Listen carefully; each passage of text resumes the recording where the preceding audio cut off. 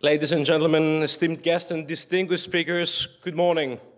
My name is Ioannina. I'm a journalist and news anchor for the Greek public broadcaster, and on behalf of Women's Indian Chamber of Commerce and Industry, I would like to welcome you to the second and final day of the inaugural Women Economic Forum here in the beautiful city of Athens.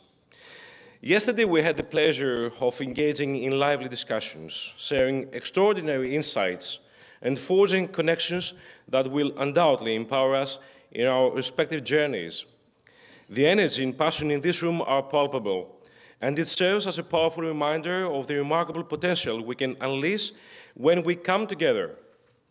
To kick things off, I would like now to invite our moderator, journalist Konstantinos Deriziotis, to the stage. Mr. Deriziotis.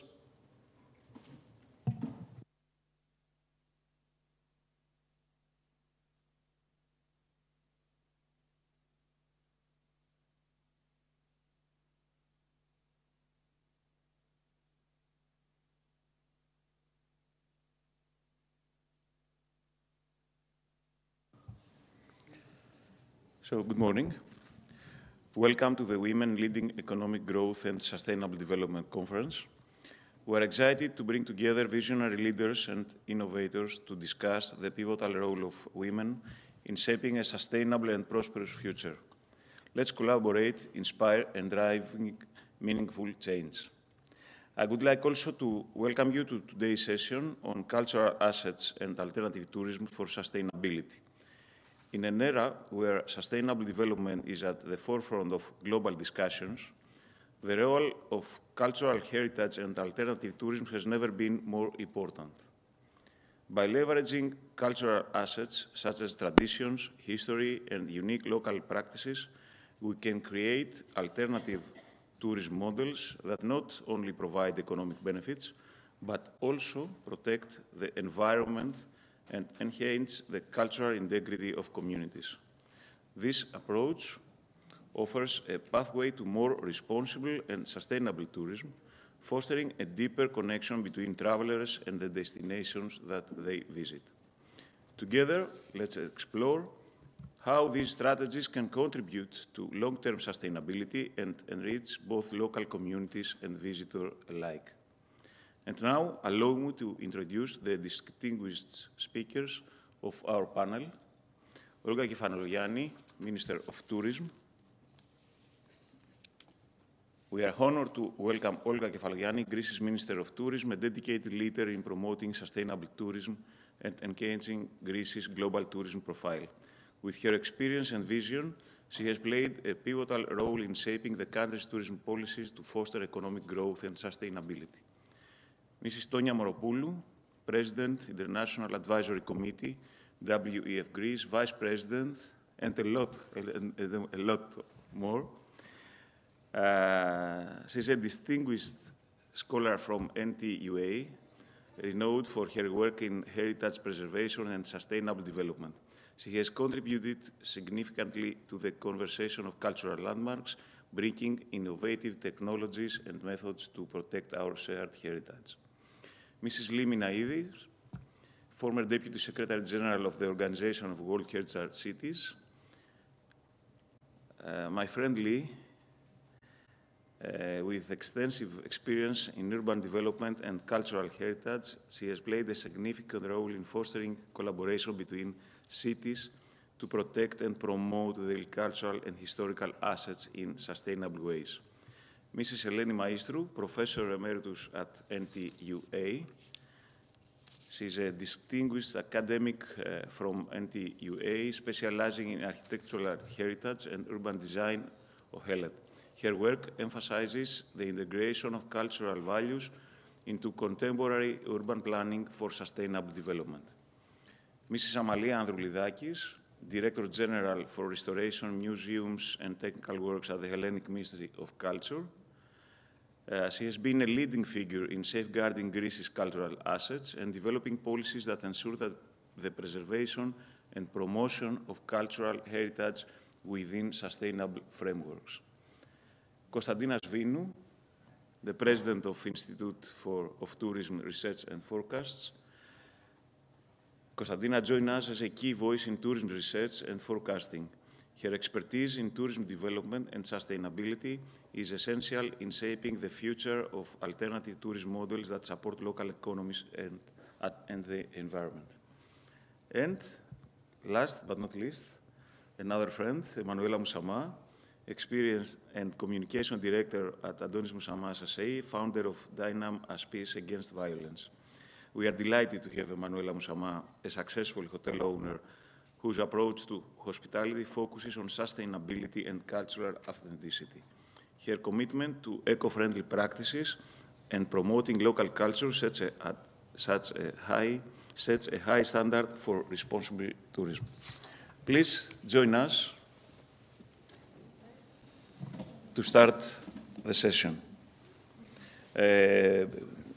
Just to wait for the ladies to come, the Minister of Tourism, Olga Kefalogianni, makes her statements through a recorded video, so please watch it with great attention as she makes important points on the topic. Thank you. Ladies and gentlemen, I would like to congratulate the organizers for crafting such a comprehensive agenda for this important meeting. I would also like to thank you for this opportunity to share insights on the role of cultural assets and thematic tourism in promoting sustainability. Without a doubt, cultural heritage plays a pivotal role in shaping sustainable tourism models. History, traditions, and modern culture represent the soul of a nation. Tourism offers the opportunity to promote these treasures in a way that nurtures both environmental responsibility and economic growth. At the same time, thematic forms of tourism include activities that resonate with both travelers and local communities. Activities such as ecotourism and agrotourism create opportunities to preserve ecosystems while promoting long-term regional development. Greece has recognized these opportunities and, in response to environmental, social, and economic challenges, has embarked on a new course in tourism development. Our vision at the Ministry of Tourism places emphasis on qualitative growth, sustainability, and resilience.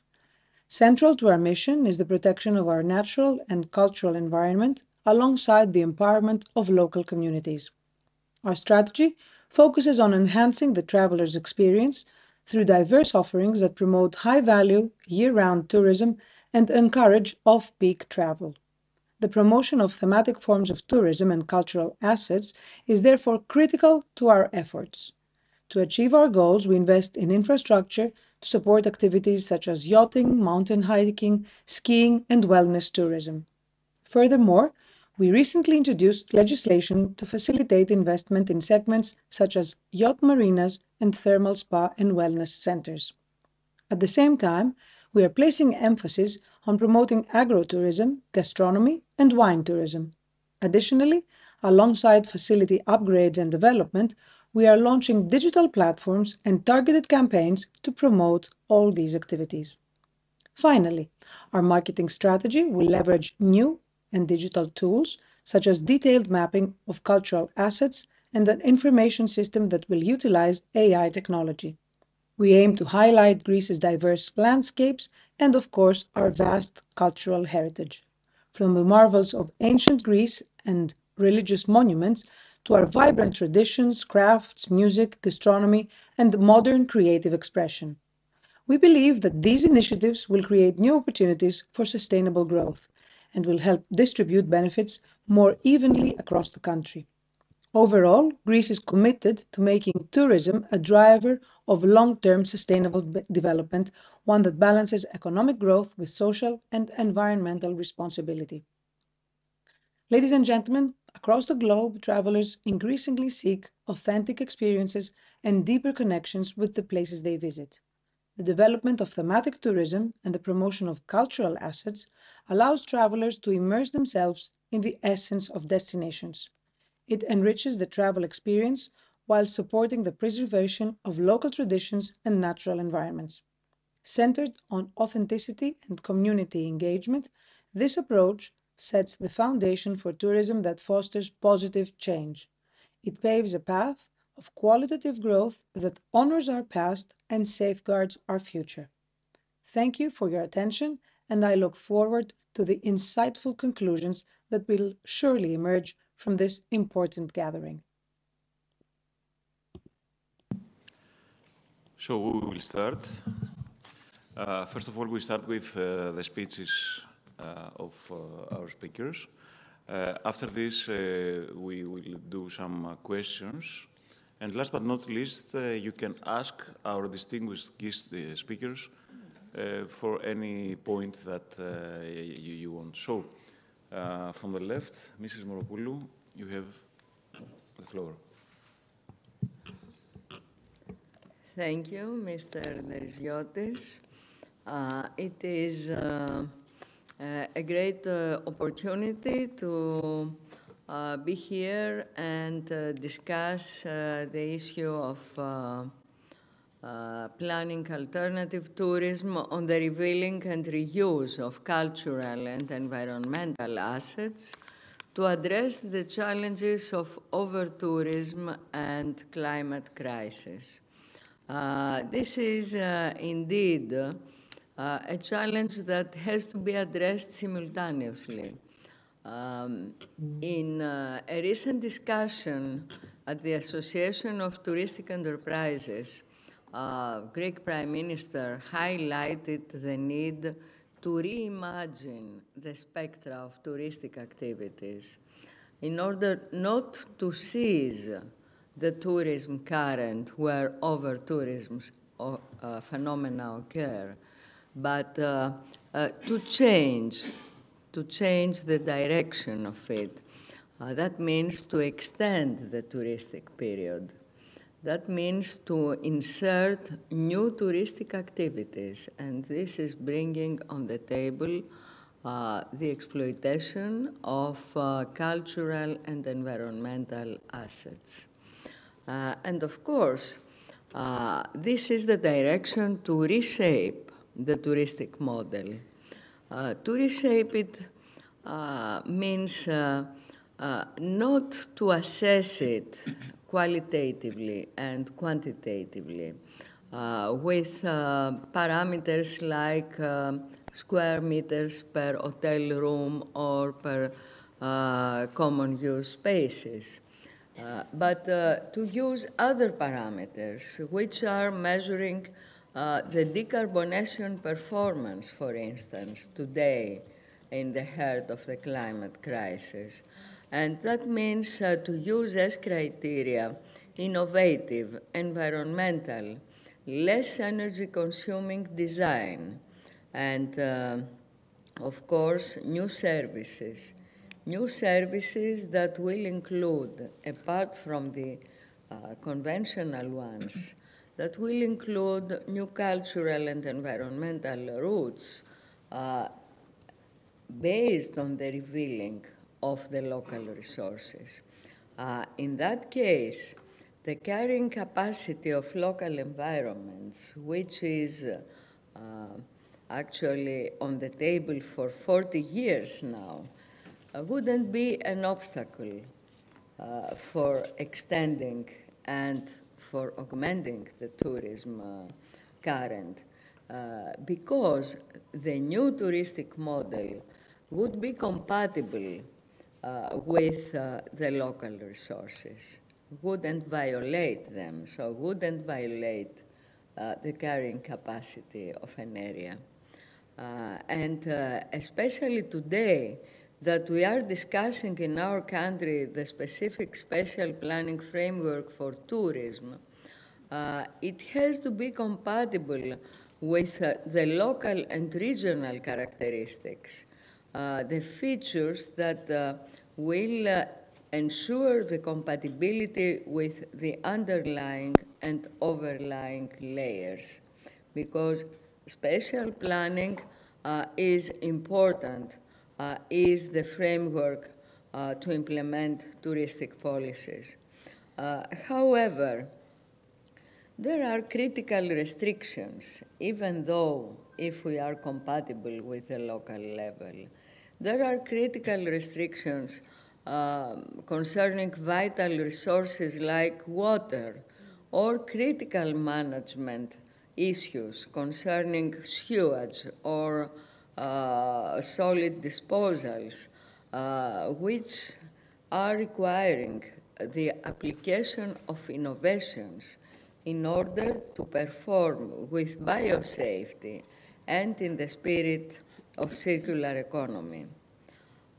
In this direction, I would like very quickly to proceed showing through the AI program we performed concerning a methodology, a joint methodology between digital transformation, green and blue transition, and social participation, NTUA, Technical Chamber of Greece, Research and Technology Foundation, the RIT, Research Institute for Tourism and Forecast, Consortis and Telesto, concerning small Aegean islands and bigger ones, Kassosi, Michalki, Castellorizo, Chios, Evia, Mani, and Oloakarnania, that means mainland as well, in order to work this alternative planning on the level of remote areas.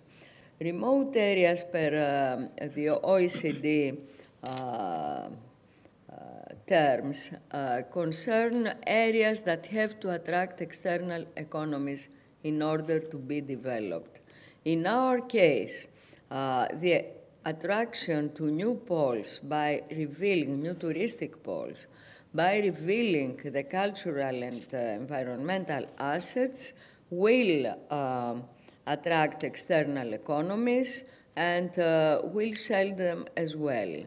The documentation with modeling methodology concerning extensive research for databases of the cultural and heritage resources and integrated ones, including dimensions like the state of preservation, protection framework, and others, are showing for the cases we examined that we actually have in different types of regions and heritage, we have the density and dispersion of local resources that can justify sustainable development.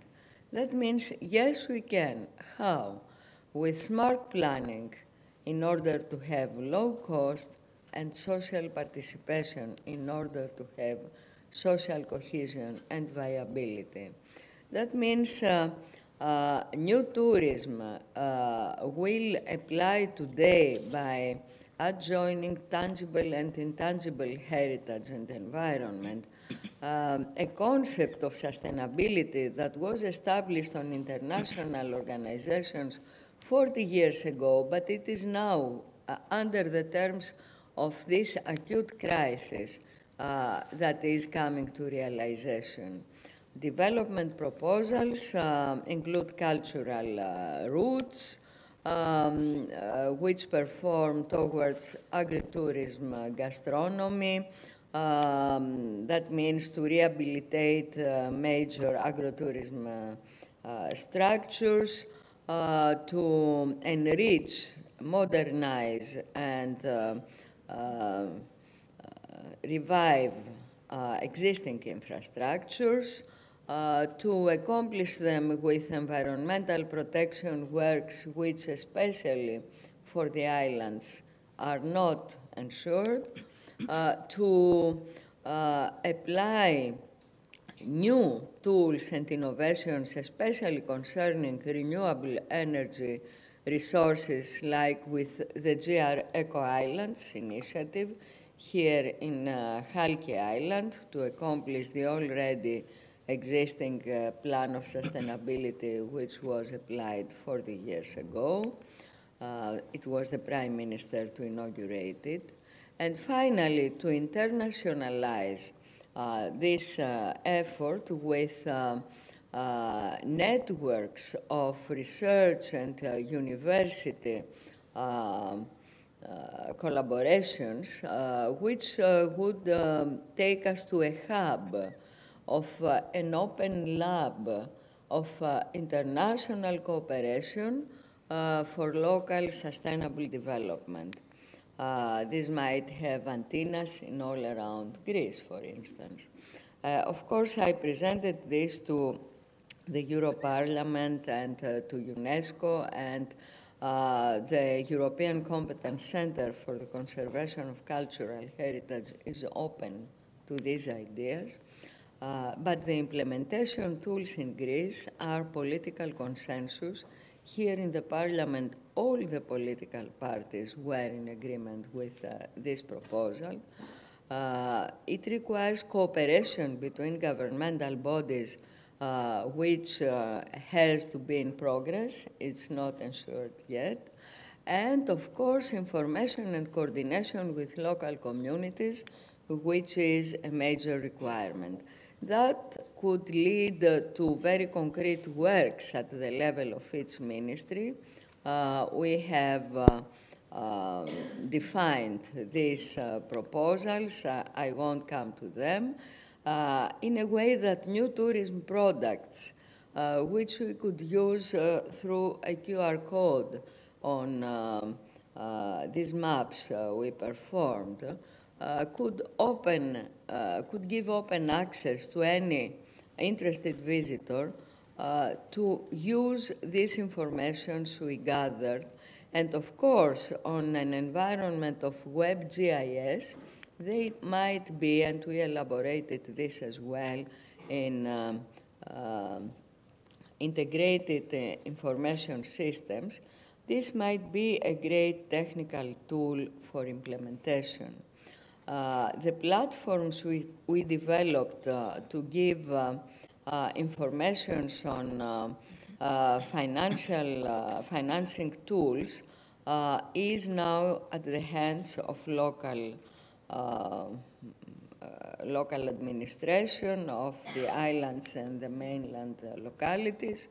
And of course, you might visit the site of AI and have an experience of its going on activity, which has been assessed, and this is interesting, and with that I will finish my intervention.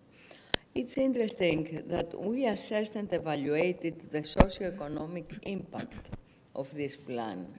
For each 1 million of euros it is invested through any application on local level, there is regenerated 0.7 million on local level and 1.3 on regional and national level.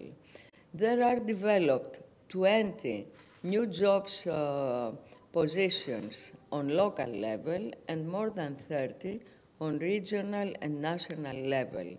That means all this work we have published and discussed on national and international levels might work. And the way forward to the COP26, which is coming, is to address climate change impacts on cultural and natural heritage exploitation. Thank you very much.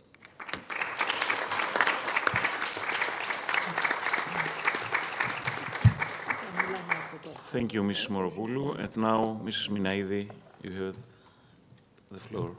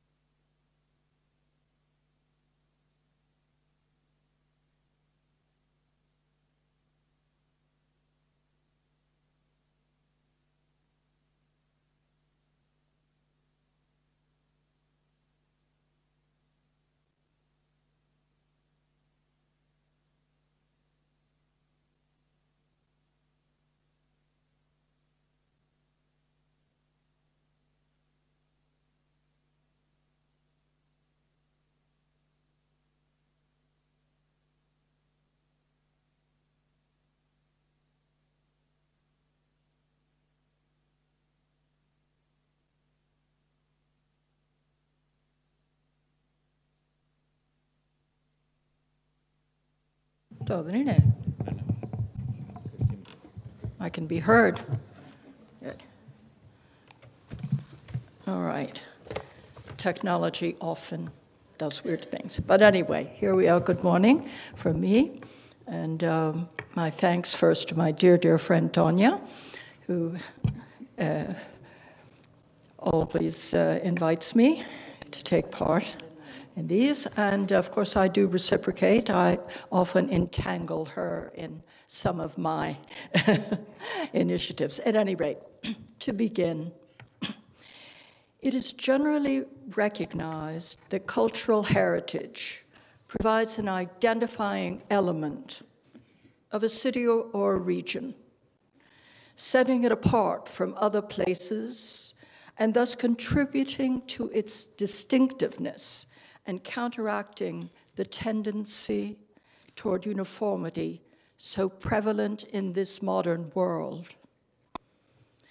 When cultural heritage is believed to be so exceptional as to transcend national boundaries and to be of common importance for present and future generations of all humanity, it is said to possess outstanding universal value.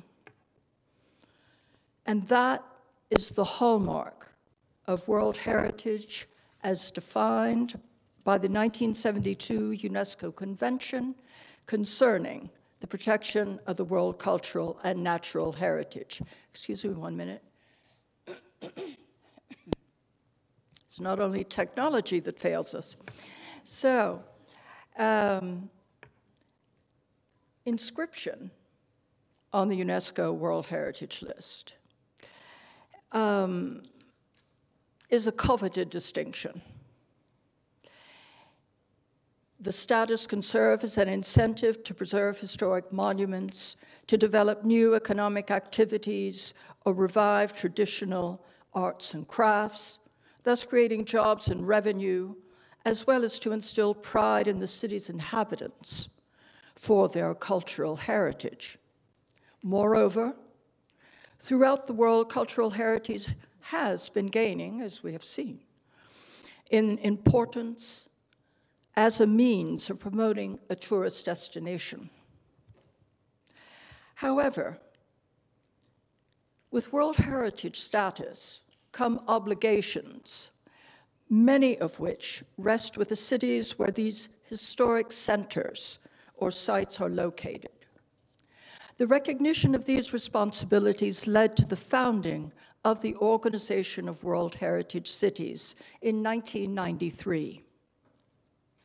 With its General Secretariat in Quebec, Canada, and 5 regional secretariats worldwide, the OWHC brings together World Heritage cities from around the globe, promoting their cooperation and exchange of information and expertise on matters of conservation and management.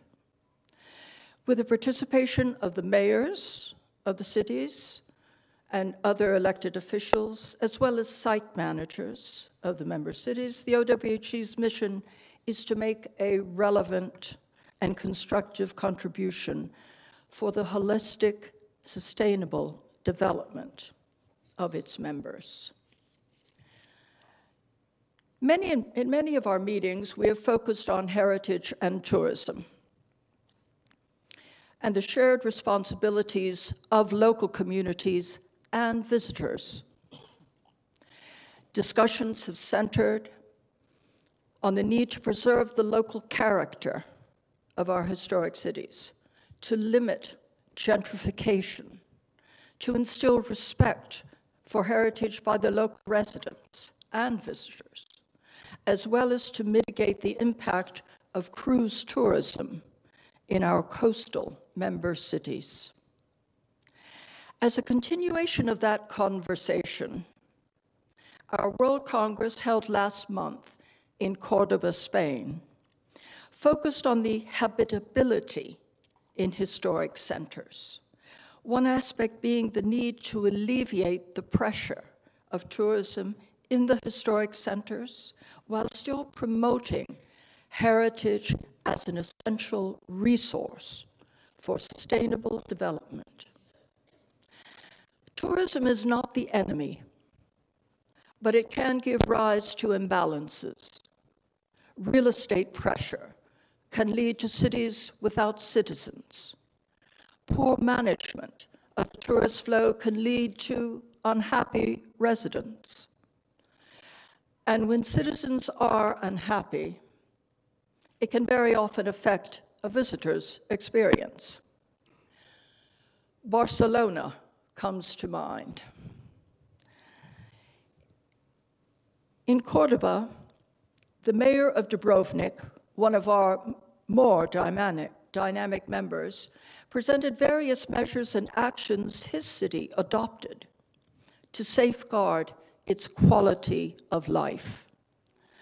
These include limiting disembarking cruise ship passengers to 4,000 per day, issuing pre-booked visitors' time slots, designating traffic control zones, reducing street clutter, capping the number of tables and chairs in public spaces, the approval of 80% of residents in apartment complexes for the establishment of Airbnb rentals. Many of these measures might seem modest or even mundane, but are essential to making the historic cities livable for the local population, as well as providing a positive experience for visitors. As the cradles of our cities, historic districts have formed their identities. However, as a living entity, the historic city must continually adapt to remain the foundation for the future development of the entire urban area. It is imperative that its evolution in the modern world respect the notion that the city must maintain its livability, habitability, as we say, but also that the city's heritage is an irreplaceable resource for ensuring a good quality of life for all.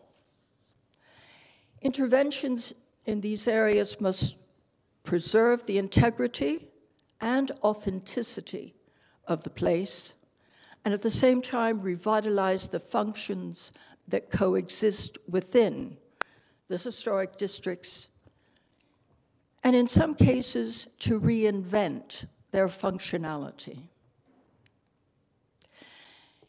In my hometown, Rhodes, here in Greece, comprehensive interventions have been and continue to be made on many monumental complexes in the medieval town, a World Heritage City, which have assumed new roles, having a primarily social function and integrating them into the life of modern Rhodes.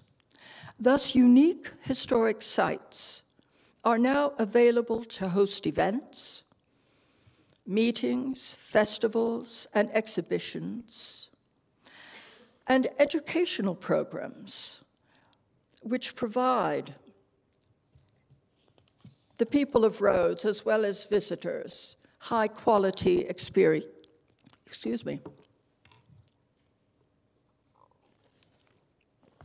High-quality experiences. Through this plan of action, the medieval town has brought back into the mainstream of Rhodian life, offering spectacular venues for a variety of events, as well as becoming the springboard of cultural tourism. However, we must be vigilant in ensuring that the medieval town remains a living city. In closing, I would like to share with you an analogy of the elements of heritage as presented by the city of Bruges, Belgium, at our Cordoba symposium. They posited that one could think of our tangible heritage, our built heritage, as the entity, the body. And then the intangible heritage, our traditions, rituals, even gastronomy, could be considered its soul. And the third element, the communities as its spirit. These three components of cultural heritage are indivisible, each complementing the others, and together creating the environment in which local communities can thrive and visitors can fully experience and appreciate the culture of their hosts. Thank you for your attention.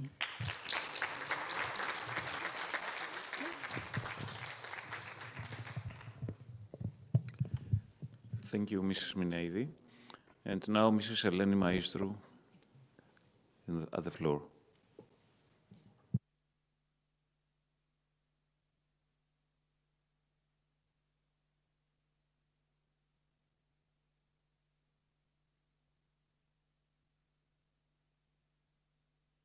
My presentation?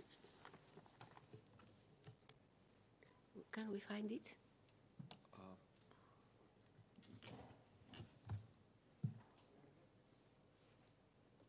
Το ενεργοποιεί κάποιος τεχνικός. Μπορείτε να ανεβάσετε την παρουσίαση. Την παρουσίαση της κυρίας Μαΐστρου.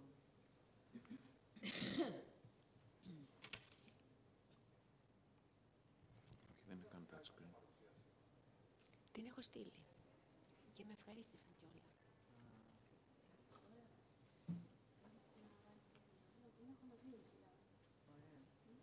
Λέτε στο Δημήτρη τον Ψάρη να έρθει, να πάρει το φλασάκι.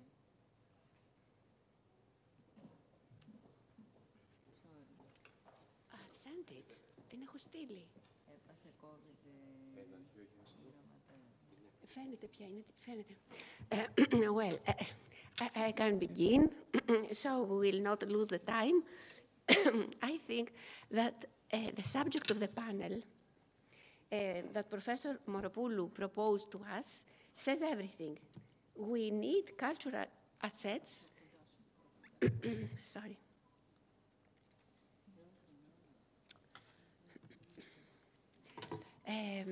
Cultural assets, as she writes, for the subject of the panel, and alternative tourism offer unique opportunities to promote sustainability while preserving heritage and foster local economies. The previous one, please, to begin. No, that's okay, that's okay. Well, let us see what is happening now with the tourism in Greece and how can we adapt it to have a tourism sustainable. First of all, cultural assets include the natural and the cultural environment, of course. And we have cultural assets that are landscapes, historical towns, traditional villages, archaeological sites, historical buildings and monuments, as well as exceptional landscapes, biodiversity, and traditional cultural practices. Of course, Greece disposes many very interesting and of high value cultural assets. Now,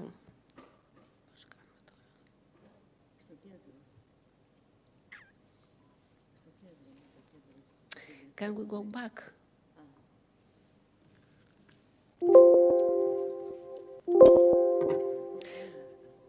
Well, now, the case of Greece.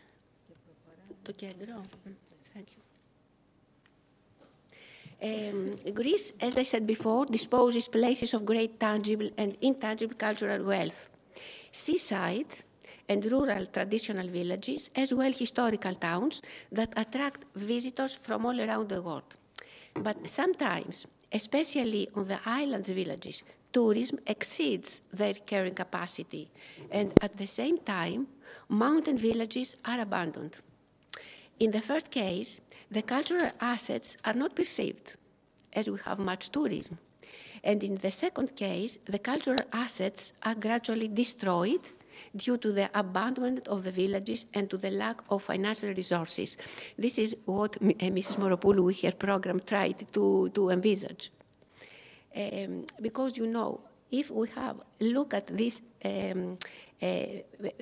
all these people on Ia Santorini, they see just the sun and the sea. They cannot understand, they cannot realize, they cannot feel the cultural assets of this exceptional island. We realize the phenomenon of over-tourism, as we say, that is characterized by congestion and degradation of tangible and intangible heritage and cultural assets. Let me share with you what the ICOMOS, that is the International Council of Monuments and Sites, and it is an advisory body of the World Heritage Committee. Let me share with you what the International Charter for Cultural Heritage Tourism says. The use of heritage in the economic growth-based strategies of the tourism industry has often failed to deliver equitable benefit share. The intensive commercialization and overuse of local culture and heritage has resulted in negative impacts across the destinations. It has also provoked restrictions on rights of access to the destinations and enjoyment of cultural heritage by local people, but also by visitors. They cannot enjoy the cultural heritage. So there is a need and opportunity to recalibrate the economic growth-based approach to tourism, recognizing and mitigating its unsustainable aspects. Mykonos and Santorini is one of the destinations that is called, that it's characterized by what we say over-tourism. And over-tourism, of course, can be adapted, can be prolonged in the year, can be prolonged to many other places, but at this time, they don't do that. Therefore, the ICOMOS says, any cultural tourism strategy must accept that cultural heritage protection, social responsibility, and sustainability are not merely options, but necessary commitments, and in fact, a competitiveness asset. So this is not my words, these are the words of the International Charter for Cultural Tourism. Now, what the Charter proposes? It proposes a responsible and diversified cultural tourism development and management, contributing to cultural heritage preservation, community empowerment. This is very, very important. Social resilience and well-being. We are very much interested about people living in these places, and a healthy environment. And they propose some principles. Place cultural heritage protection at the center of responsible cultural tourism planning and management. Unfortunately, this does not exist. Manage tourism at cultural heritage places through management plans, informed by monitoring. I have never seen monitoring, carrying capacity, not yet, and other planning instruments. Enhance public awareness and visitor experience through sensitive interpretation and presentation of cultural heritage, what Professor Moropoulou proposed. Reinforce the access of communities and traditional owners in participatory governance of the cultural and natural heritage commons used in tourism. It is very important that people and the local communities have an idea, have a proposal about what happens in their place. Raising awareness and reinforce cooperation for cultural heritage conservation among all stakeholders involved in tourism. They also must agree. They also must be with the owners and with the communities. And integrate climate action and sustainability measures in the management of cultural tourism and cultural heritage.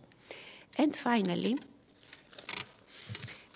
Hellenic Society of Environment and Culture, where I am involved this time, initiated an awareness campaign since 2013 regarding the current capacity of each island. Our aim is to engage civil society, local government, and the state to protect the natural and cultural environments, maintain social cohesion, and promote the economic well-being of local communities through sustainable practice. Sorry. Back? How go back? Yes. This is the last slide where I see that we really try how to do that, how to inform civil society, local government, and the state, how we can persuade them how to manage with tourism so that it will be sustainable and not disturb the social life and the environment. Thank you.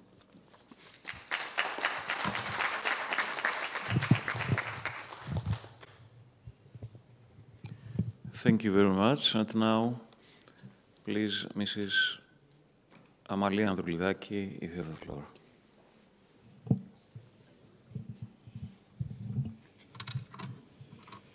Well, thank you for the invitation. Good day to everybody.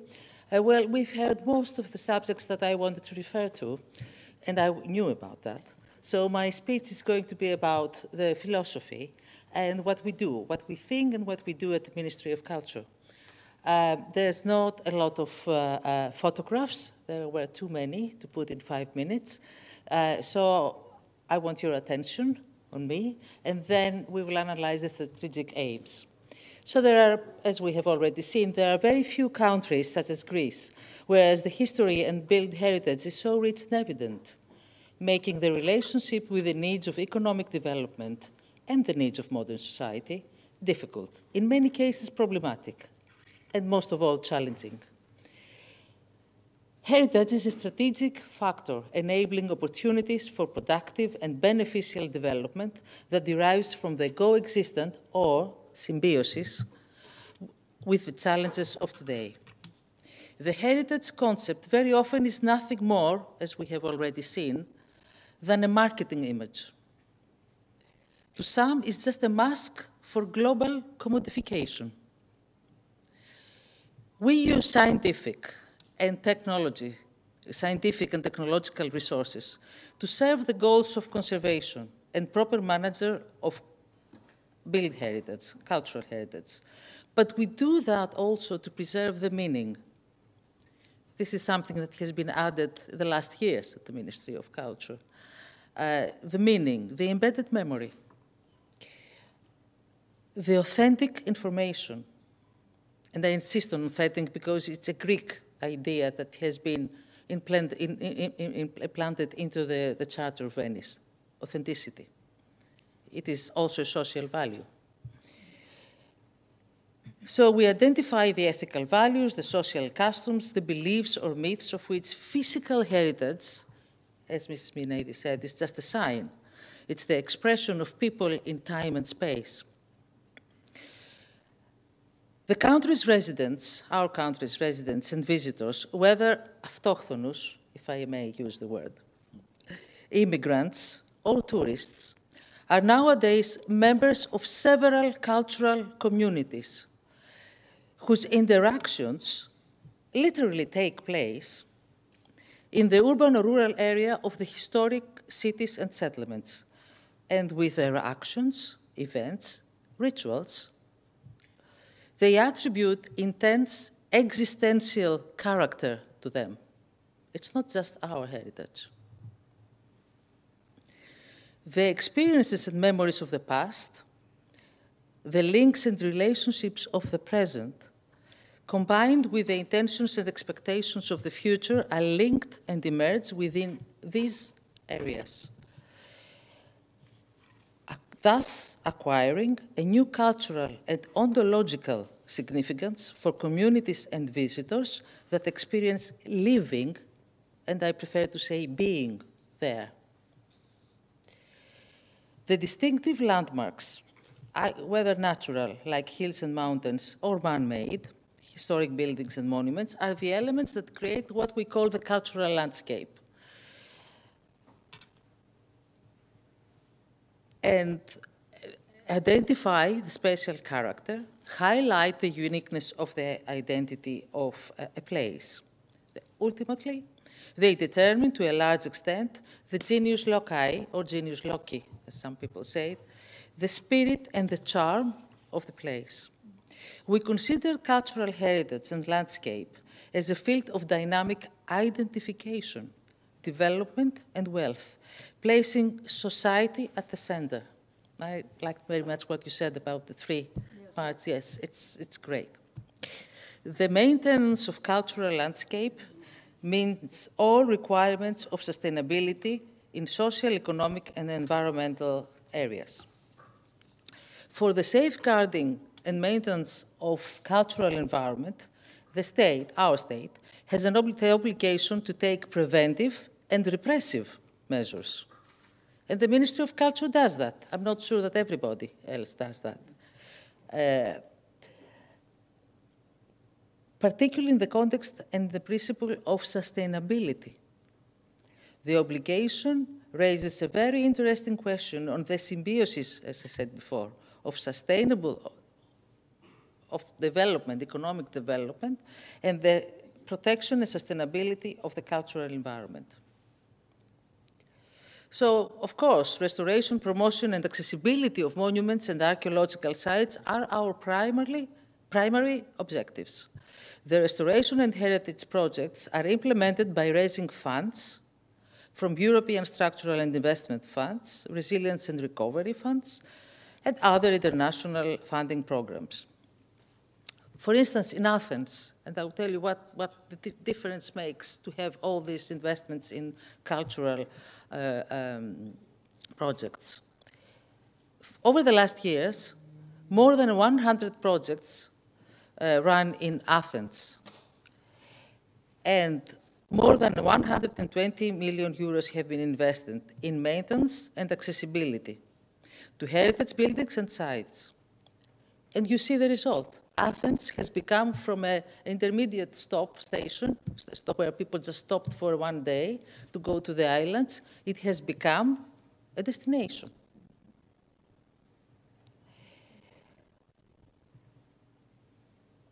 Now, over 800 projects, 840, are running now all over Greece, concerning restoration, building new, or upgrading existing museums everywhere. Even in remote islands, you can, yes, where is it? Okay.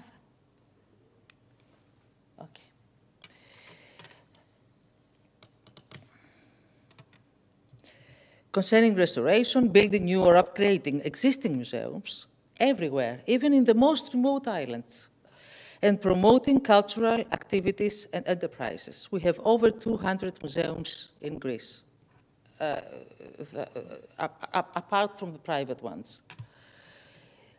According to research on evaluation of socio-economic impact of the cultural projects published in 2024, you've mentioned something about that, but I have a better figure.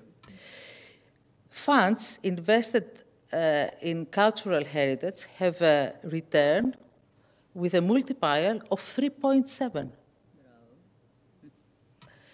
And there was another research and had the same results in 2014. 10 years after, we have, I think it was 3.4 then, it's 3.7 now. It has been found that innovative business ventures and small cultural spaces with remarkable cultural and intellectual activity created by young people thrive in and around the restored buildings and the archaeological areas, making the best of gentrification paradigms. We cannot avoid gentrification, but we can make the best of it. So our efforts focus. These are the aims. I'm not going to go through that because I will exceed the 5 minutes I'm entitled to have. But it's more or less what other people have already, other speakers have already mentioned. Next one. Users is also quite important for us, how we plan and what use we give to these historic buildings and in the area. And our efforts focus to create the conditions for accessibility and understanding heritage. Encourage visitors and residents to regenerate the embedded memory of the place and to generate an enhanced experience of the cultural environment. Adapt compatible uses and pursue interventions that promote dwelling, whether for a short time or a long time, but dwelling. We believe that cultural tourism is the most profitable and beneficial kind of tourism, inspiring dwellers and visitors to experience being, not seeing, and generate feelings of replenishing or recalling with the Platonic meaning of the word, and not just memories from photographs. Thank you.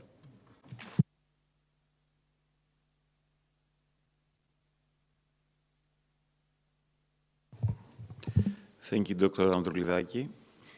And now I ask Ms. Konstantina Svinou to make the speech. Thank you, Mr. Deriziotis. My presentation, okay. Okay, please let me first introduce ourselves. We are the Research Institute for Tourism, a non-profitable organization with main objective the study of the tourism sector in Greece and in other competitive countries.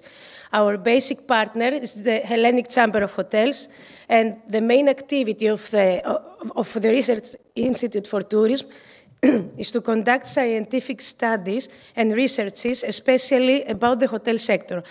Today, I'm going to give you some facts that come out of researches that we have done recently and have to do with the way that the hotels are being adjusted or reformed to meet sustainable operation. In order to understand the facts that we are going to see, you have to have a clue of what the Greek hotels are. Here, the Greek hotel sector is an industry that has a dominant position in the wider tourism sector. We count about 10,000 hotels, a little more than 10,000 hotels in Greece. When it comes to hotel beds, it's about 887,000 hotel beds. The hotel units, most of them, the majority of them, belongs to the low-class hotels, 1, 2, or 3 stars, and also 79% of the hotels are small hotels, up to 50 rooms, so that you can understand that it's harder for small businesses to apply all those that are needed for a sustainable operation. About the operation of the hotels, the 40% of the hotels are all year round open, and they are divided. 50% of hotels are located in the mainland, and the other 50 are in the islands. Oops.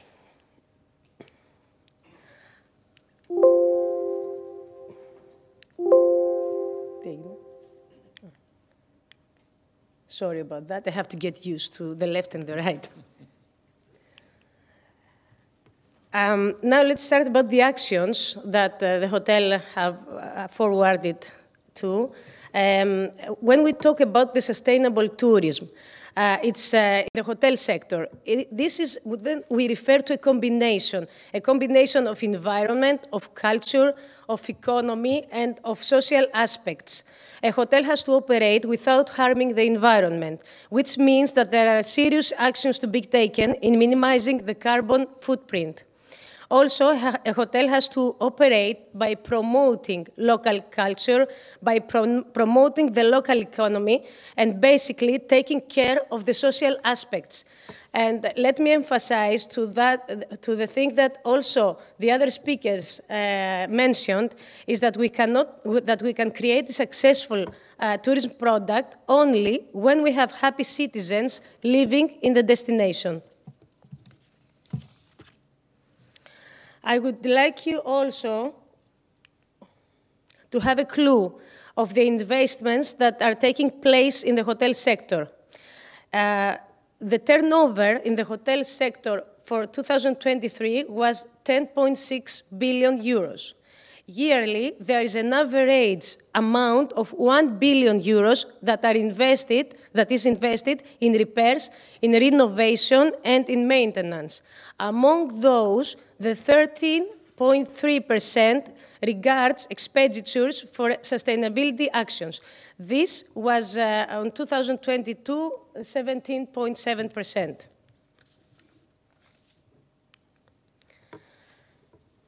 Let's see how many hotels. We can see now that the hotels proceed to implement actions that contribute to environmental protection, 40% of the hotels. The 29th of the hotels proceed to actions in highlighting and preserving the cultural heritage of the region that they are located in. And also, they proceed in the conservation of ecosystem and biodiversity. What about training? Because you know that everything is being provided to our guests by our staff. So a business, and especially hotel business, cannot achieve a sustainable operation without having the staff trained. So now, over here in this slide, you can see how many hotels proceed in training and education and awareness programs for their employees. On recycling, almost half of the hotels proceed in training programs. On water management, on energy management, on local culture and tradition, and ecology, biodiversity.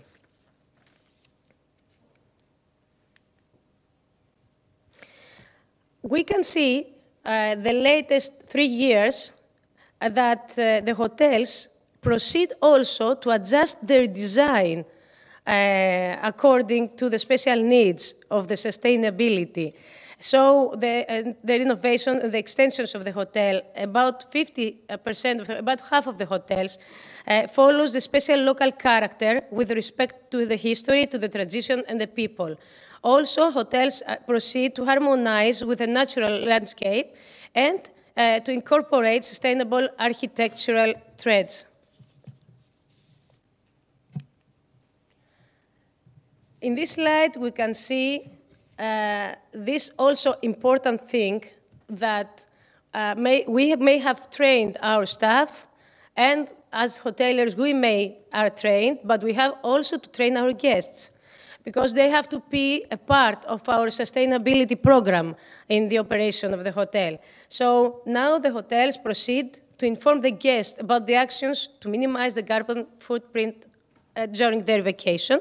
And also, 1 out of 4 hotels proceed to implement corporate social responsibility actions related to the environment and the local community the last 3 years.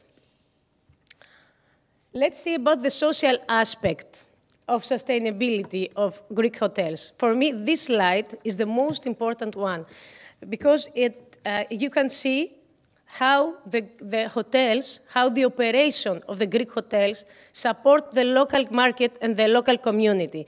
Especially from the first diagram, you can see that the 88% of the total expenditure of the hotels regarding the purchase of food and beverage products regard Greek products.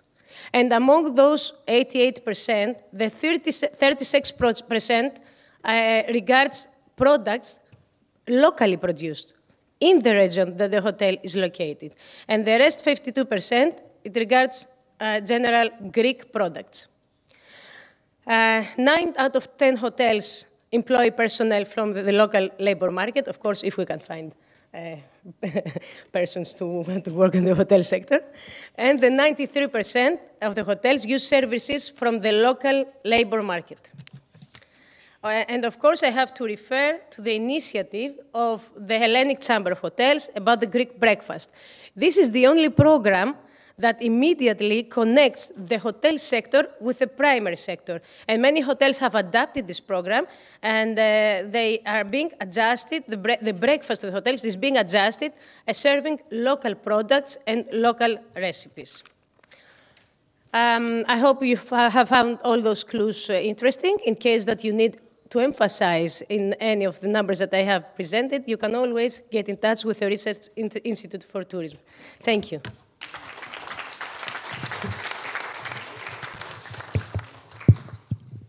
Thank you, Mrs. Svinou. And of course, we can't have happy tourists if we don't have happy citizens. And now, Mrs. Emanuela Moussama, it's your turn.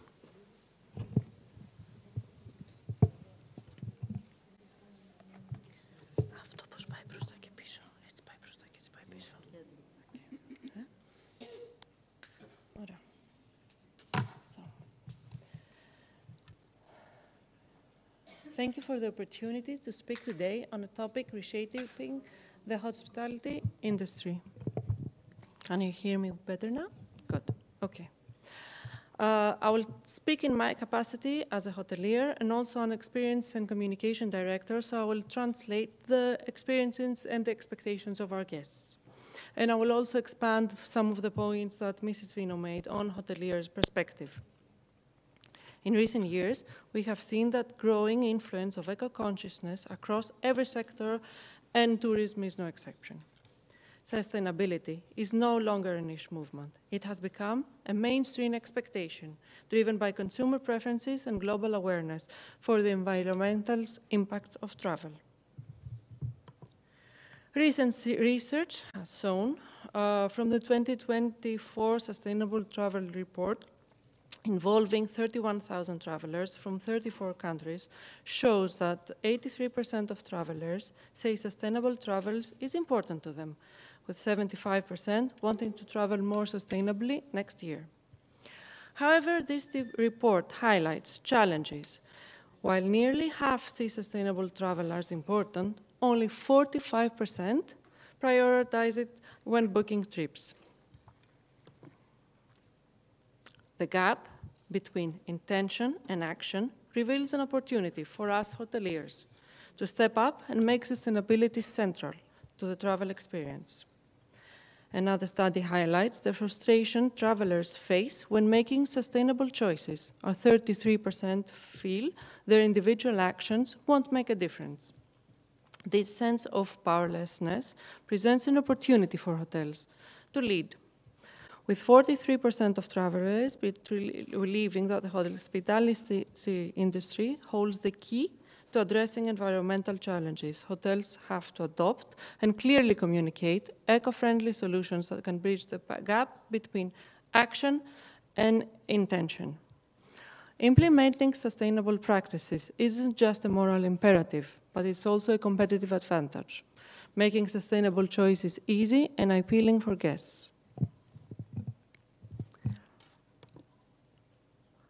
As climate change continues to impact our lives, more frequent natural disaster and extreme weather may disrupt travel, but also strengthen travelers' commitment to sustainability. Therefore, climate-related disasters become more common, and this eco-consciousness is expected to accelerate, driving more consumers towards sustainable options. The Sustainable Consumer 2023 survey shows that 1 in 2 consumers globally are increasingly concerned about climate change, with many shifting their purchasing habits toward ethical and sustainable choices. For hotels, turning sustainability to offer several key benefits. Meeting consumer demand. There is a growing segment of travelers, especially among Gen Z and millennials, seeking accommodations that share their values. According to MMGY Global, 45% of travelers say they are more likely to book a hotel labeled as sustainable. Brand differentiation. 67% of travelers inspired by sustainable practices while traveling are more likely to share their positive experience and become repeat customers. Operational savings. Sustainability also improves efficiency. Hotels investing in energy-efficient technologies, water-saving system, and waste reduction can significantly reduce operational costs. And of course, Number 4, I didn't add a lot of text, so you could listen to me. So regulatory readiness, as governments worldwide enforce stricter climate regulations, hotels adopting sustainable practices now will be better positioned to meet future compliance requirements. And of course, as you all mentioned, enhanced guest experience, sustainable travel is about more than minimizing environmental impact. It's about creating richer, more authentic experiences for guests. Research shows 96% of travelers engaging in sustainable activities, such as taking local course, shopping at independent stores, or using public transportation, feel these choices enhance their overall travel experience. Hotels and cities promoting local culture, eco-friendly activities, or supporting community-based initiatives contribute to a more memorable guest experience. Large chains like IHG, in which we are part of, are setting a standard for sustainability. IHG's 2030 sustainability commitment includes 46% reduction in carbon emissions and a focus on zero-carbon new-built hotels, among other things. What do guests expect from us? So it's clear communication. Rather than overwhelming them with data, hotels should focus on tangible benefits of sustainable choices. And additionally, there is a growing call for standardization in sustainability certifications. 67% of travelers agree that having a consistent standards across booking platforms would make it easier for them to identify and trust sustainable options. In conclusion, sustainability is no longer just a trend. It's a vital shift that benefits both hotels and travelers. As more people seek responsible travel, hotels that embrace sustainability will attract eco-conscious guests, reduce costs, and strengthen their position as leaders. The time to act is now. Making sustainability a core strategy ensures a better future for the planet and long-term success in a competitive market. Thank you.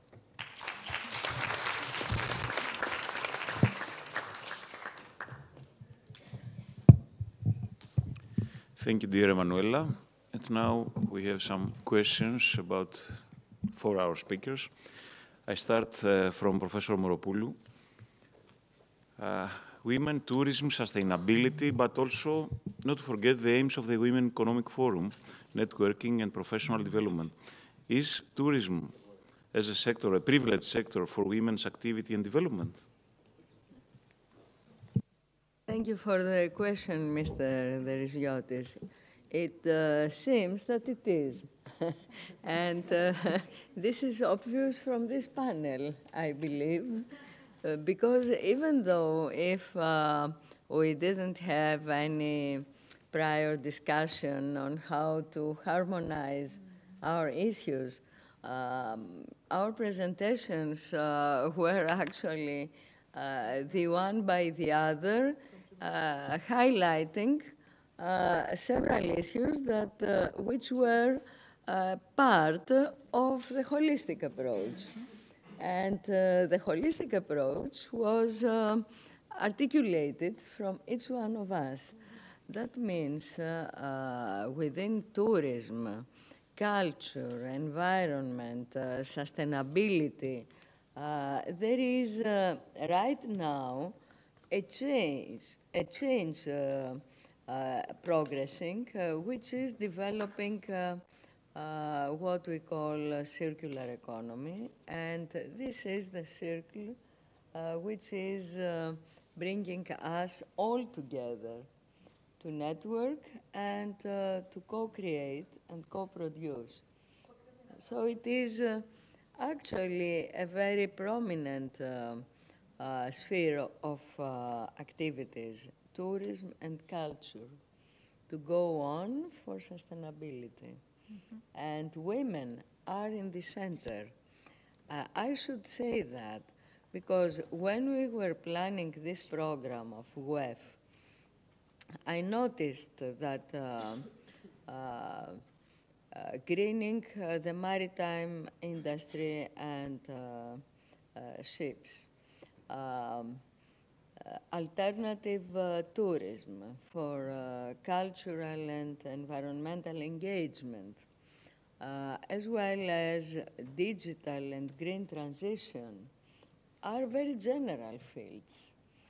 The important is that women are at the epicenter of these general transitions, which are very important to take the world to a future progress which is addressing not only climate change, is addressing poverty, is addressing social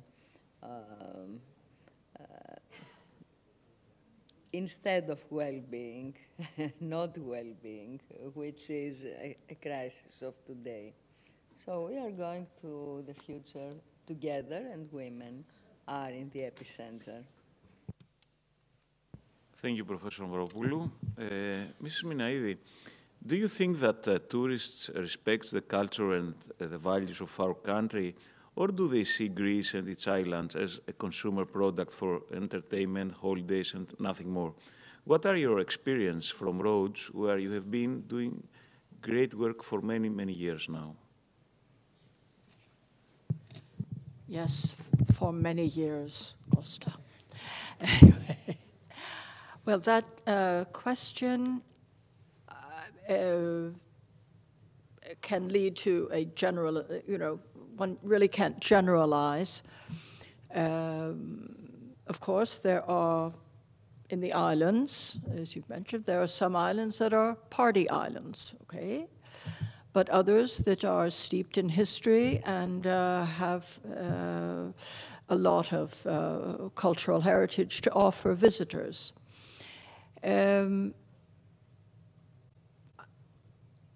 My husband is a hotelier, so I often have the opportunity to meet our guests. And actually, I have met one or two couples who have been coming for years and years and had never been to the medieval town. So, of course, I invited them for coffee, and we went to the medieval town so that they could see the World Heritage City of Rhodes. But if we look at statistics, which I recently had the opportunity to see, for example, the revenues from the archaeological sites, the Acropolis of Lindos, for those who don't know, Lindos is in the south of the island. It was one of the 3 ancient cities before those cities founded the city of Rhodes in 408 BC. At any rate, the Acropolis of Lindos, the revenues are second only to the Acropolis in Athens. And actually, the Acropolis of Lindos is older than, than the Acropolis of Athens. That's just an aside and a joke. Also, the revenues from the Palace of the Grand Master of the Knights of Rhodes and of Malta, and the museum, the collection of which is housed in the hospital of the Knights, because the Order of St. John were Knights hospitalers who became a military order. At any rate, those revenues as well are quite high. So if we look at this, it is indicative that visitors do come to Rhodes for the culture.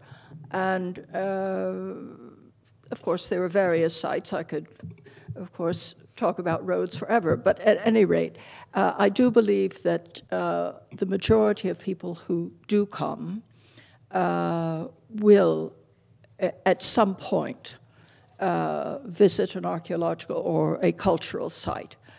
And another thing that is rather interesting, lately especially, because there's been a lot of promoting of the medieval city and the island of the knights and all of this, and many, especially Europeans, find it interesting because when you think of it, it was one of the first, if the first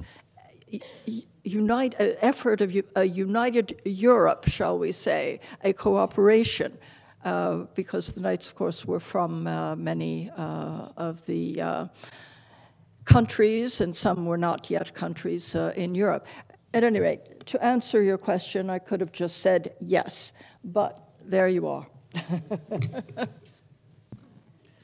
Thank you very much, dearly. I could talk about thematic tourism, but that's all right. Professor Maestro, the country's infrastructure admittedly inadequate for the tourists that Greece hosted every year. Do you agree with this statement? And if so, what should be done? Can infrastructure upgrading be done while respecting our cultural and architectural heritage? Well, to answer to your question, I will say first that the infrastructure of each place must cover, first of all, the requirements of the local population, as well as its future development, first, and then, of course, serve the visitors. Now, I think that it is not financially beneficial to increase the infrastructure of an island for only 2 months of the year.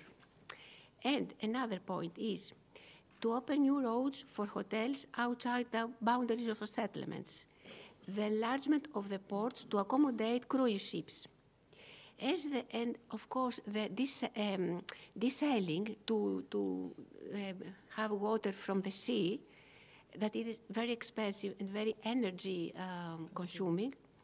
I don't know if the money available will be compensated with a corresponding final profit.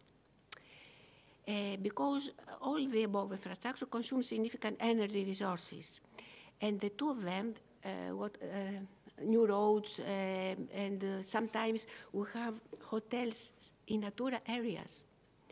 And the enlargement of the ports, of course, have negative impacts on the cultural landscape.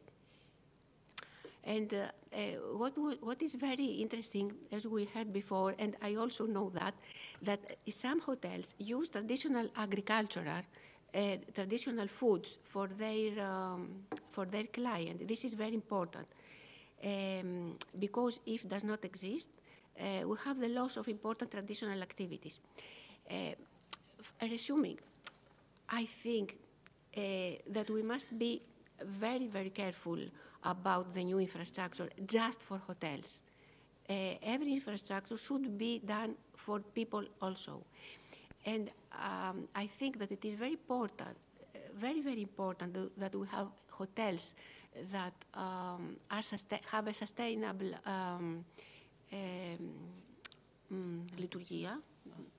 function. But if these hotels have made harm to the environment with new roads, with the excavation, etc., etc. Because unfortunately, we have many good examples of tourist accommodation hotels, and at the same time, we have many bad examples that destroy the landscape. Thank you. Thank you very much. Director General Androulidakis, Greece is known for its authentic experiences, its gastronomy, and the hospitality it offers.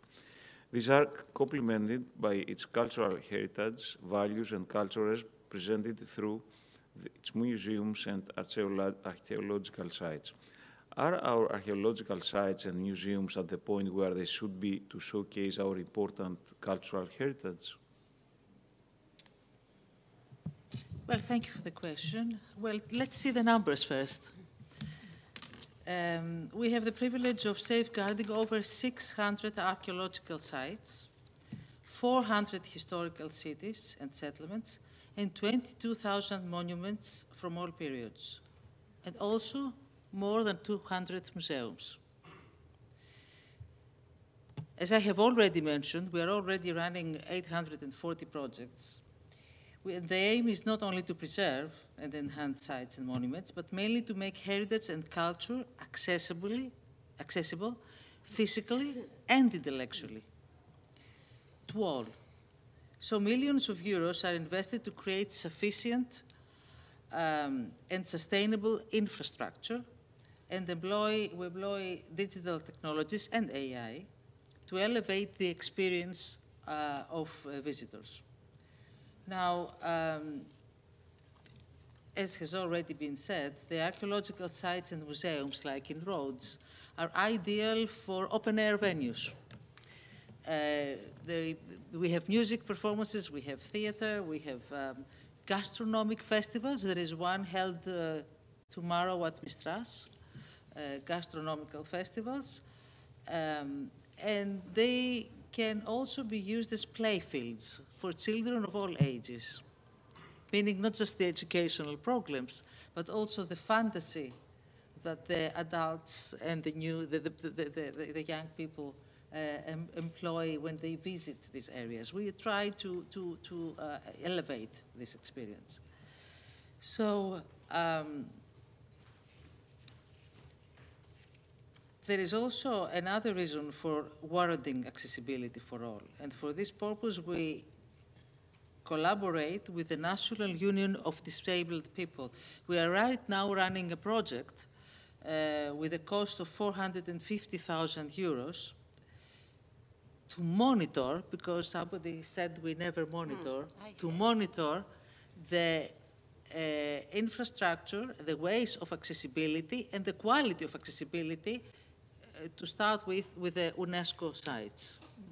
So we do that in collaboration with the Union of Disabled People. So, and as you know, soon, apart from the Acropolis, the Byzantine Castle of Mistras, the Upper Town, the citadel of Monemvasia of the Upper Town, and the Dicteon Adron, the cave of Zeus in Greece, will be accessible by specially designed lifts to visit, of course, the recently also restored monuments and sites. So I think we have reached the point where we have opposition into that. You know about the opposition on the lift, trying to improve the experience, but of course, before improving the experience, we are restoring and we are unveiling some, by excavation and unveiling some of the sites and the monuments we have. Thank you. Thank you very much. Mrs. Vinu, do you think there is a real shift towards quality alternative tourism? And if so, in which regions, islands, etc., do such activities exist? Do you see such a shift in tourism supply in the studies that you carry out at ITEP? Well, there is definitely a noticeable shift towards the quality alternative tourism. We can see that also from two sides. One, it's from the point of view of travelers that seek for authenticity and for authentic, sustainable experiences. Emanuela emphasized in that in her presentation. And on the other side, on the part of the hotels, it's the clues that I have mentioned in my presentation. When you see that the hotels are investing in order to be adjusted to the sustainable operation, then it's clear that there is a shift towards sustainable, towards quality tourism in general, because quality tourism has many meanings. About the examples, in Greece, we have plenty of examples.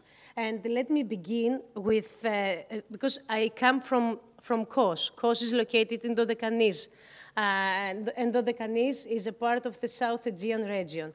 So let me begin with some small islands that have been completely transformed to sustainable destinations. So in Dodecanese, we have the island of Chalki.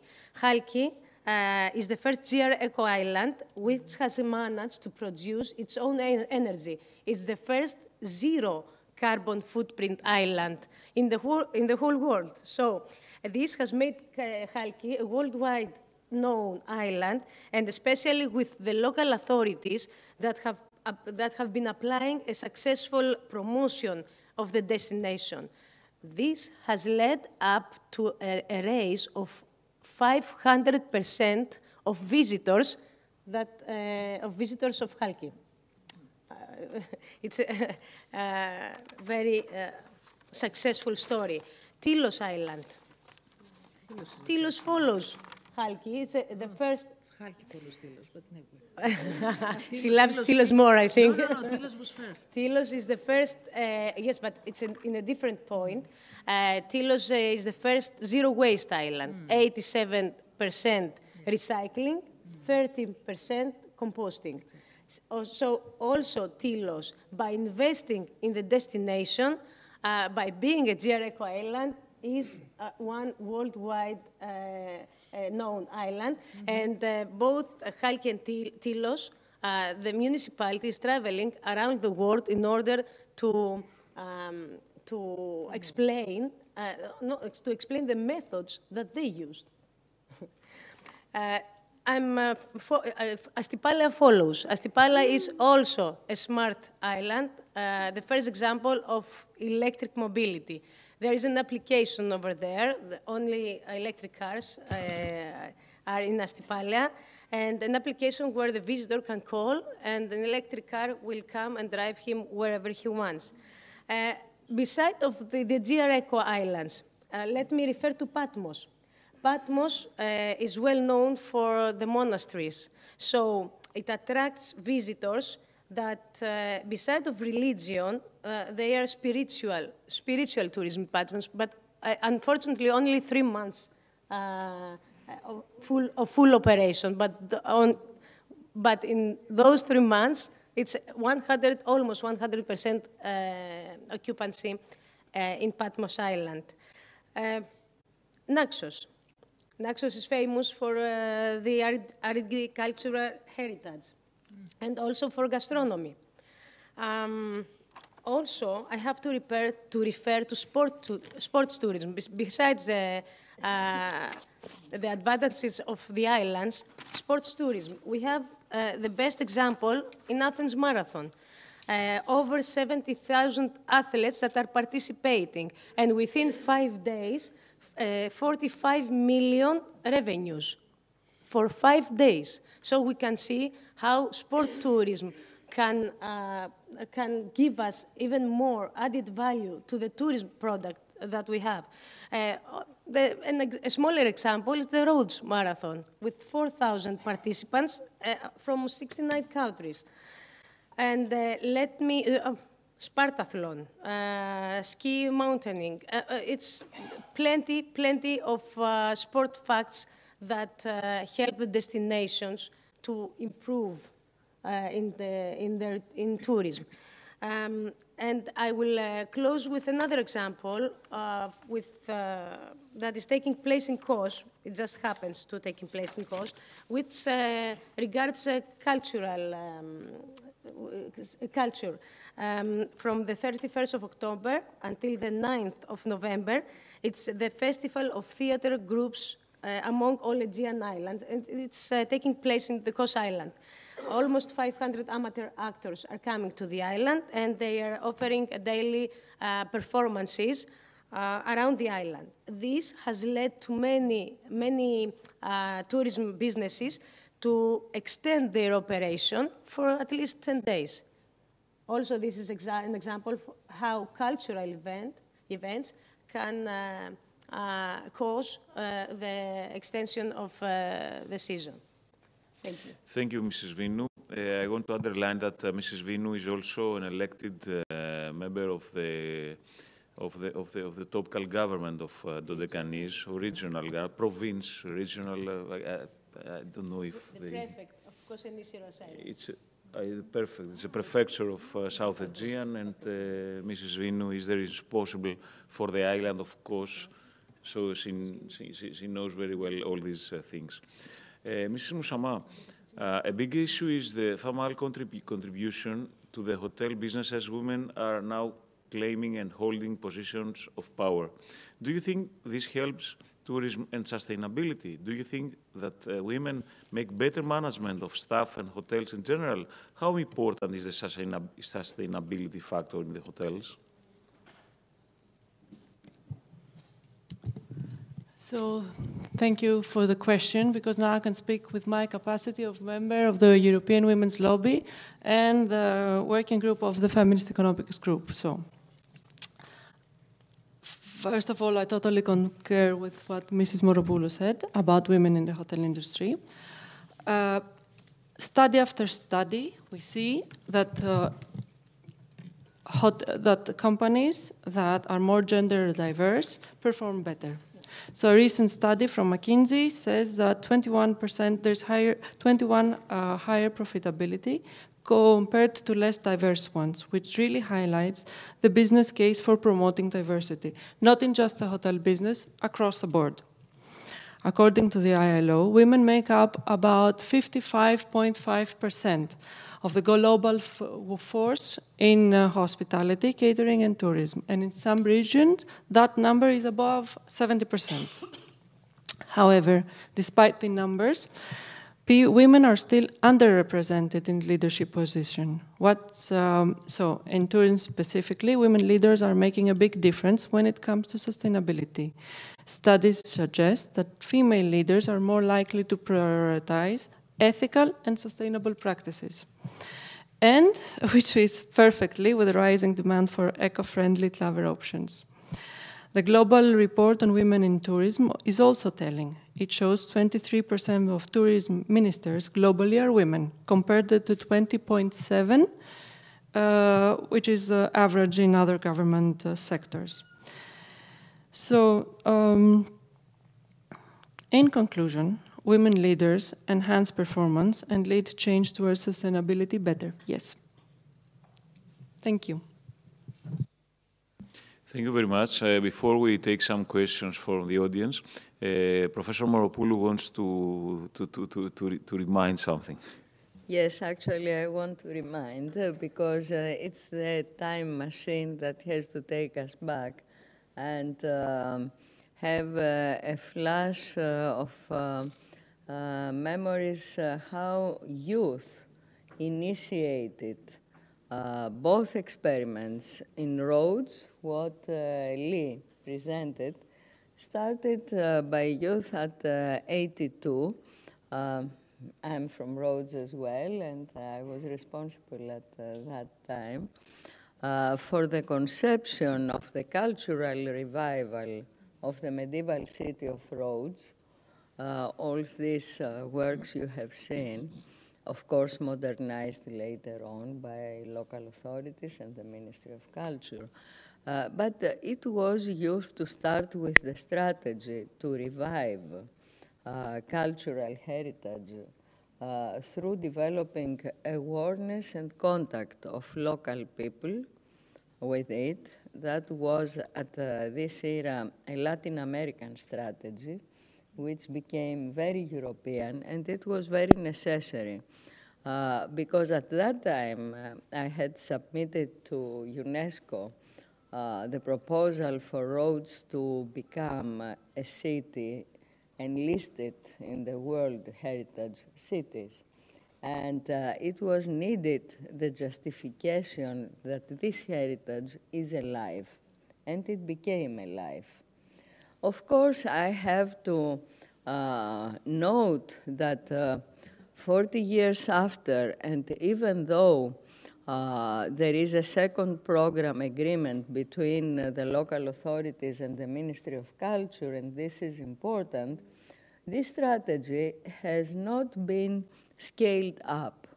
And there is a vacancy in that, because the rehabilitation of historic cities, in order to apply to all the targets that international organizations and conventions set in front of us, requires the reuse of historic buildings. And in roads, we have a very important mass of historic buildings that are under the property of the state, public property. So the fact that there is no any circular economy in producing revenue from this reuse, of course in compatibility with social criteria. It is happening now.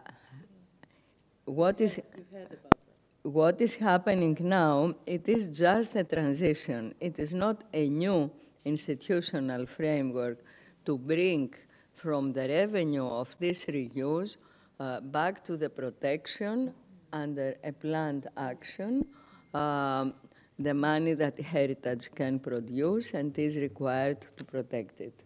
So we have steps to go further in order to go ahead. And this is one point. The other point concerns Chalki. It is not by chance that the Prime Minister of Greece was the one to inaugurate and to enhance this project for the GR Eco Island with all governmental, regional, local governments, etc. In Chalki. It was the last step that was required to be added in order to accomplish Chalki's sustainable development, which started 40 years ago at 82. After we suggested through Youth Again, Chalki as a UNESCO pilot for island sustainable development under the title Chalki, an island for peace and friendship of the youth of the world. That was actually a great challenge because it took us a lot of a lobby to have a unanimous with the Turks as well to vote for it. Decision from UNESCO from 190 more or less countries of the world. And it's the only island that today even the Turkish president is not aiming to connect to the blue Patrida, blue home, because they voted for it. And that means that this project, which was based on reusing and rehabilitating and restoring the traditional houses, accounting for the local heritage, architectural heritage of the island, was a success. Because instead of building modern hotels in Chalki, the hotelier infrastructure was developed by this work. And that's the reason that Chalki is being on the top of the demand of tourists, because it accomplishes the quality standard. It complies with them. They ask for something different, and this is it. An island with local architecture, and these are the hotels. So that seems that we need a new youth today to take it over all around Greece. And I'm very proud that Mrs. Vinu was naming a lot of initiatives, first of all in her island, in Kos. That Lee was naming a lot of international initiatives apart from our island, all over the world, and that all of you are naming initiatives which are very important, but they require a youth on local level to take this over. And this is something we need. Thank you very much. Thank you, Professor Moropoulou. And now we have the time for one or two questions. Is there anything from the audience? Please.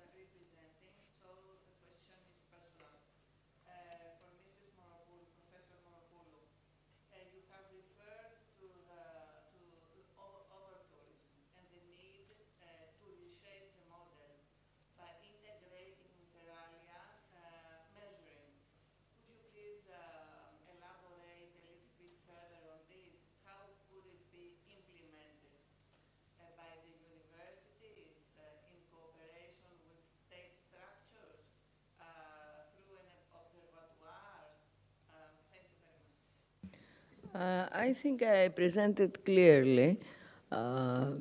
Perhaps it was not perceived so clearly. However, I said through my presentation that it is required in order to implement this reshape of tourism, and as we planned it in pilots locally, it is required, first of all, social participation, awareness, and agreement. And in our case, we did that on local level. Second, it is required the contribution of local authorities, regional authorities, and of course of the central government on all levels. And I presented very concrete actions and programs which are being discussed with several ministers and ministries and authorities. And of course, at the highest level, it is required international collaboration in order to bring all these ideas out from our frontiers to the world. So we need these three layers, and it is clear that perhaps an observatory might monitor something, but what we need today is not to monitor, we need to implement. We need coordination. So I can make, with the occasion of your question, the call that we need collaboration in order to implement these new concepts of alternative tourism. Thank you. Thank you. Is there any other question, please?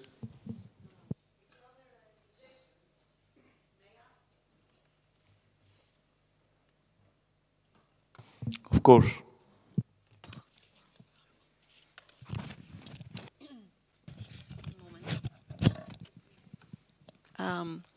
I live in Kos Island, and I have experienced the many initiatives that have been undertaken the last years. A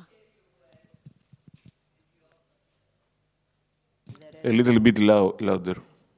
Can you hear me now? Okay. According to what Mrs. Moropoulou just said, I think that there should be better coordination between ministries, first of all, and we should have more education of all the businessmen who are occupied and the personnel also in the hotel and travel business. And also there should be more education to our children, starting from schools, and it should be obligatory. Not only to visit museums, but also there could be some initiatives from the ministries in collaboration with archaeology officers and Ministry of Education. For example, they could design some games. We had just ourselves made as Association of Parents in our school for many years, a game of hidden treasure, for example, in having to do with the museums and all the archaeological sites, of course. And it was very, very successful, and the children were very aware, became very aware. We could do the same even for tourists, for children of tourists. The Ministry of Civilization could do something like that. We could also take advantage of the Greek nights that the hotels have. We could even translate some of the songs and have some program that we could give. We have to understand that we even make a foreign policy through our culture. Thank you. Thank you very much. Is there any other question? So. That we do all that and far more than that, I assure you. There is no time to explain now, but we do a lot of that. what is a good idea is to have for tourists, educational programs for tourists, which we don't, but yes. But we do have a lot for immigrants, for elderly people, for disabled people, and they run regularly. And we have the nights, the full moon nights over the monuments, which is an experience for everybody. And I mean, I cannot count them. It's a lot. The number of the events that are taking place in archaeological sites and monuments is vast. I mean, you have to go to the specific place and see what is happening. But thank you for your suggestions. Thank you, Ms. Androulidaki, for the comment. In conclusion, our discussion today has highlighted the significant role that cultural assets play in shaping alternative tourism models that are not only unique and immersive, but also essential for driving sustainability.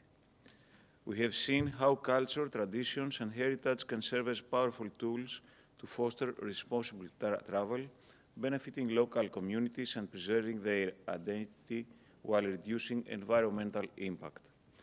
The insights shared today underscore the importance of innovative approaches in tourism that prioritize long-term sustainability over short-term gains. By leveraging cultural assets and promoting alternative tourism, we can contribute to a more equitable and resilient global economy. Let us take forward the ideas shared today and continue to champion tourism that celebrates our cultural diversity and strengthens sustainability for future generations. Many thanks to our esteemed panelists for their valuable contributions, and thank you all for engaging in this vital conversation. Thank you very much.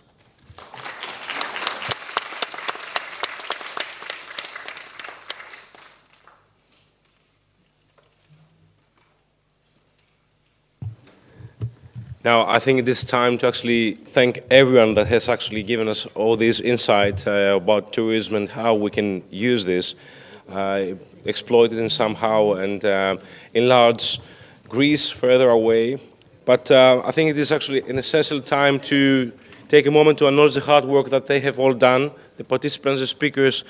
But before we actually break for coffee, I would just like to invite Ms. Machi Gavala, the WEF Steering Committee and WICCI GR Treasurer, as well as Ms. Chrisa Bulgarizou, the Vice President of the Hellenic Association of Women in Culture and Tourism, to present those memorabilia to all the participants. Thank you.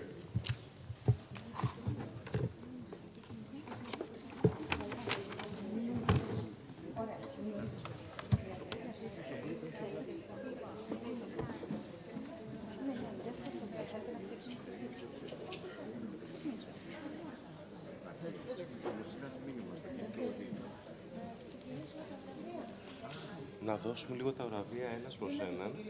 Βεβαίως, βεβαίως. Και μετά βγαίνετε πρώτα ατομική φωτογραφία ο καθένας και μετά όλη μια οικογενειακή.